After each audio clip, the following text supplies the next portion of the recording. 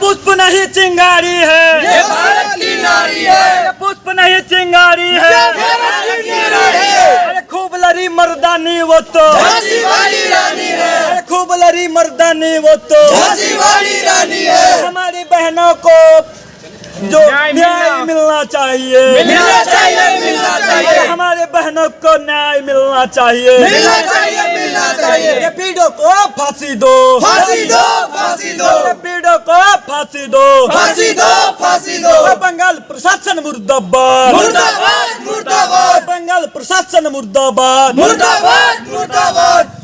इसलिए है कि हमारी बहनों के साथ अगर किसी के बहनों के साथ इस प्रकार से व्यवहार हो तो ये तो उचित है कि वो उसका भाई तो सामने आएगा ही नहीं। हमारी समाज की वो बेटियां जो कि एक डॉक्टरी की सेवा दे रही थी आजीकर मेडिकल कॉलेज में, वहाँ पढ़ाई के साथ साथ वो अपना सेवा दे रही थी। कोई डॉक्टर समाज को सेवा क्यों? आपको पता होगा कि अगर हमारी बहनों के हाथ में मेहंदी भी लगी रहती है उस दिन अगर उनका विवाह है, अगर समाज के किसी भी व्यक्ति अगर उनके कारण बचने में असमर्थ है वो अपना शादी को छोड़ करके उसको बचाने के लिए जाता है। जब वो हमारे भारत में, हमारे देश में बहनों को, डॉक्टर को एक भगवान का दर्जा दिया गया है और हमारे बहनों के साथ, हमारे भगवान रूपी प्रतिमा के साथ, प्रतिमूर्ति के साथ इस प्रकार का व्यवहार हुआ है। विद्यार्थी परिषद इस चीज को कभी सहन नहीं कर पाएगा और वहाँ की जो निकम्मी सरकार है उसे अपने कानूनी व्यवस्था पे पूर्ण रूप से ध्यान देना चाहिए। उनको अगर एक बार ठेस लगता है तो सर आगे से संभलता है, लेकिन उनके स्टेट में बार बार इस प्रकार की आपराधिक घटना घट रही है लेकिन उन पे किसी प्रकार का उसका ध्यान नहीं जा रहा है। इसका जिम्मेदार कौन है? उसका जिम्मेदार उसकी माता है जो अपने पुत्री को जन्म दे करके उसको मेडिकल को तैयारी करवाने के लिए भेजा है। अब आप ही बताइए कौन माता अपनी बेटी को मेडिकल करने के लिए भेजेगा? कौन भाई अपने बहन को भेजेगा कि तुम जाओ और रैपिडो को कहा तो तुम्हारा रेप होगा और वहां तुम्हारी मृत्यु हो जाएगी? इसका जवाब कौन देगा?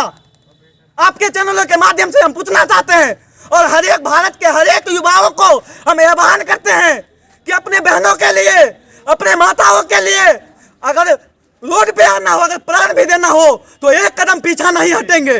और आज विद्यार्थी परिषद के बैनर तले युवा कैंपस के सारे स्टूडेंट हम उसका पूर्णतः खिलाफ करते हैं और सभी भाई बहनियों के ओर से मैं उन रैपिडो को उन सरकार निकम्मे सरकार से फांसियों को मांग करते हैं। मेरी मांग पूरी करना होगा, नहीं तो अनिश्चित काल धरना चलेगा, अनिश्चित काल रोड शो चलेगा, आंदोलन चलेगा। रैपिडो को फांसी देना होगा, देना होगा। हमारे भारत के प्रधानमंत्री नरेंद्र मोदी जी से क्या कहना चाहेंगे? भारत के प्रधानमंत्री नरेंद्र मोदी जी से यही कहना चाहेंगे कि वो दीदी से संभलने वाला नहीं है, वहाँ पर भी आप ही को देखना हो। वो तो कठपुतली है, उसको क्या पता क्या नहीं हो, क्या हो रहा है नहीं हो रहा है। जब उनकी माताएं अपने बच्ची को देखने के लिए आता है तो उसके प्रशासन 3 घंटे तक मेन गेट पे रोकता है। क्या बेटी को जन्म देने का यही फल मिलना चाहिए? क्या बेटियों को मेडिकल की तैयारी करने के भेजने का यही परिणाम होना चाहिए? जो दूसरे को सेवा के वो, यहाँ तक कि उसके पिताजी, उसके परिजन वो अपने बच्चे से नहीं मिल पाया, उसको 3 से 4 सेकंड का मोहलत दिया गया। वो बच्चे को सिर्फ फोटो खींच के देखा, अपना पत्नी को, उसके माताएं, उसके पिताजी जब अंदर गए तो फोटो खींच के लाए तो वो अपनी पत्नी को दिखाए। क्या हमारी यही भारत की, यही हमारी बंगाल की व्यवस्था है? ये बहुत ही निंदनीय है।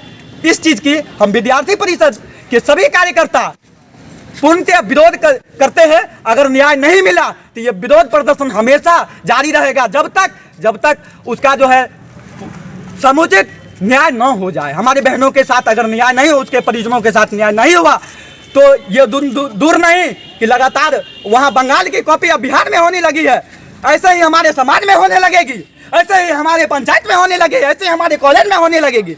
इसका जवाब कौन देगा?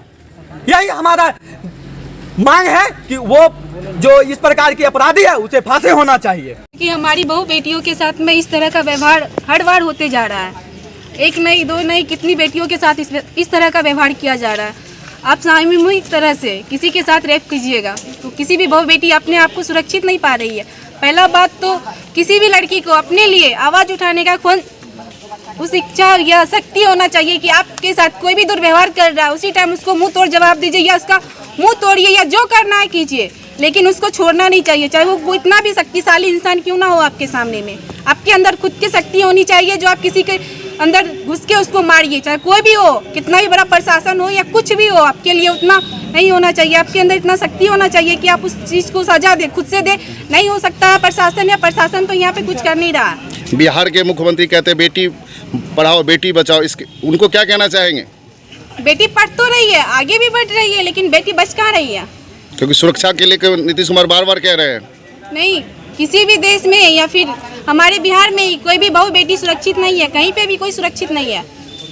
तो सरकार से क्या कहना चाहेंगे? हमारे माननीय भारत के प्रधानमंत्री जी से क्या कहना चाहेंगे?